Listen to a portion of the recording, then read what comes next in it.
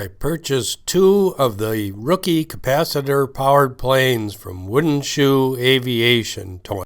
It takes me about 15 minutes to assemble one using a foam-safe glue. First, I'm going to discuss some of the other capacitor-powered planes I had. This one I bought at a toy store and it had geared drive, but the flight time was pretty darn short. And then they had this jet that I understand was designed by Rob Romash, and these were even sold at Radio Shack for a time. And it flew pretty good, but duration was pretty short normally. Now here's 3 planes. The first one on the top was one that I had designed, and it used the ST's capacitor plane. And the one in the middle is one that Rob Romash had designed based on that ST's setup. And the bottom one on the right is the ST's plane, and the duration was pretty short no matter how much you charged it.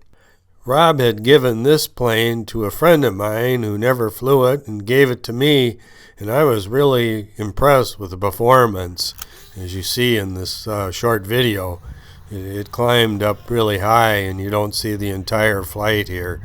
I was getting kind of worried that it might hit a thermal and I'd never see it again, but it did come down. An alternative to using the capacitor in these small electric planes is to use a 1-cell LiPo battery, but then you need a timer. Here's an AMA Alpha that has a Strix timer, which was about $8. A capacitor is an electronic component that stores and releases electrical energy very quickly, as seen in this radio kit. Probably my biggest thrill in model aviation was helping a student in the Science Olympiad trial event many years ago for a capacitor-powered plane.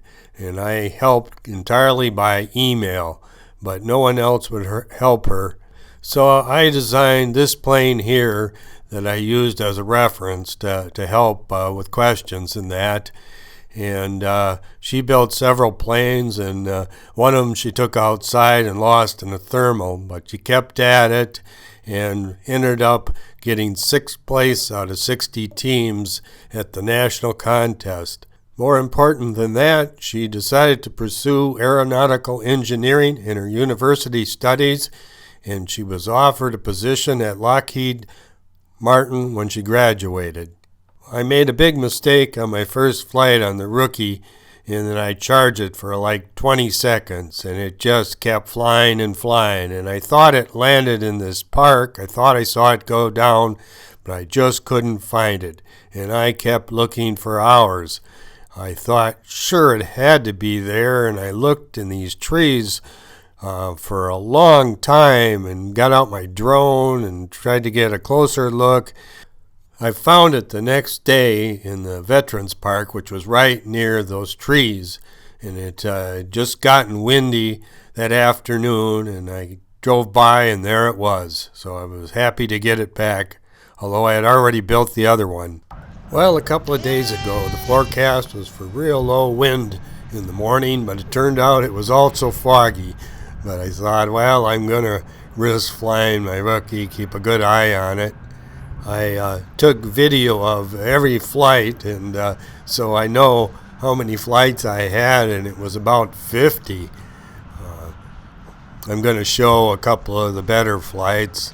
It seemed like charging about 5 seconds is all you want to do, and then it seemed like if you went to 6 seconds, you might get quite a bit longer duration. But in this tiny field, I just didn't want to go any farther than that. I came pretty close to those trees and also to that one building that I've had planes go on a couple of times. So I think next thing I'm going to buy the electrical components and design my own plane and see how that goes.